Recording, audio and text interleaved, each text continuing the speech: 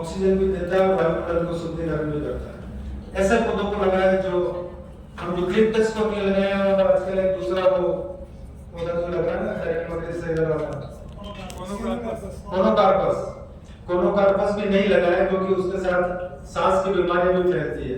हाँ, वो साल 1.5-2 साल में बहुत बड़ा हो जाता है, ये जरूर है, लेकिन ऐसे पौधों को भी हम रोकें और उसको प्रोत्साहित नहीं करें और इन दूसरे पौधों को अपन उनको लगाएं।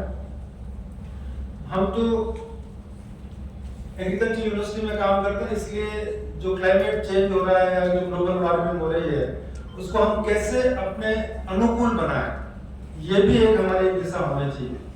कि कई दिनों से जब से टेम्परेचर बढ़ा है, तो मैंने पहले भी एक बार बताया था कि हमारे कृषि वैज्ञानिकों ने, क्योंकि बांसवाड़ा में माई डैम होने से और गुजरात का कुछ एरिया डूंगरपुर और एरिया में टेम्परेचर 60 डिग्री से नीचे नहीं जाता सर्दियों में भी, तो वह पाला नहीं गिरता तो हमने वहाँ रबी मक्का इंट्रोड्यूस किया, क्योंकि रबी की जो मक्का की खेती है वो नॉर्मली या तो खरीफ सीजन में या हमारे इस गर्मी के सीजन में होती है।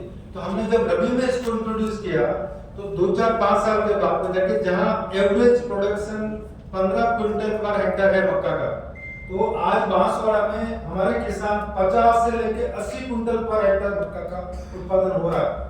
ये टेम्परेचर हाई टेम्परेचर की वजह से हो रहा है। तो हम इसको कैसे अनुकूल बनाएं?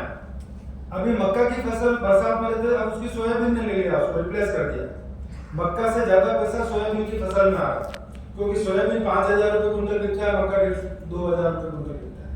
तो और फसल भी ठीक करीब उपज भी उतनी हो जाती है। तो हम इसको कैसे अपने अनुकूल बनाएं? अभी पेड़ी की वैरायटी, चावल की वैरायटी जो हम बिना पानी के नहीं होती थी, सब पडलिंग करके और इसका नर्सरी करके तैयार, आज ऐसी वैरायटियां तैयार हो गई जो हम मक्का गेहूं बाजरा की तरह इसको सीड का डिस्ट्रीब्यूट कर दें और 2-4 इरिगेशन दें और जो है चावल की खेती हो जाएगी, चावल पक जाता है।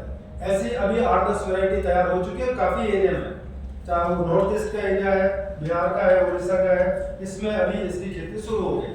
तो हम इस कम पानी में भी कैसे खेती करें, जो क्लाइमेट चेंज को भी हम अपने कैसे अनुकूल बनाएं और पेड़ पौधों को कैसे बढ़ा के उसको आगे बढ़ाएं।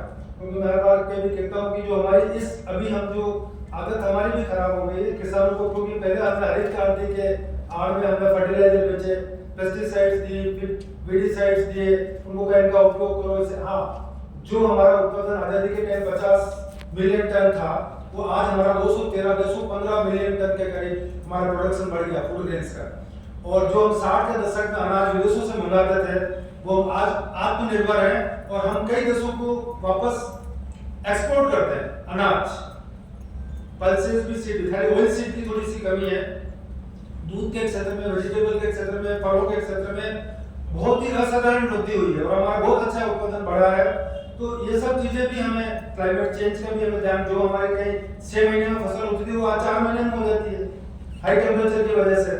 तो कई उसका फायदा भी है कि नुकसान भी है, लेकिन उसको हम कैसे अपने अनुकूल बनाएं ये भी हमें ध्यान में रखना है। तो जो हमारे excessive use of fertiliser, pesticides, weedicides और इनकी वजह से हमारी भूमि खराब हो गई, हमारा जल खराब हो गया, ये सारे प्रदूषित हो गए और हवा प्रदूषित हो गई, तो इनको भी हमें ठीक करना है और उसके लिए हमें ऑर्गेनिक फार्मिंग की तरफ बढ़ना होगा।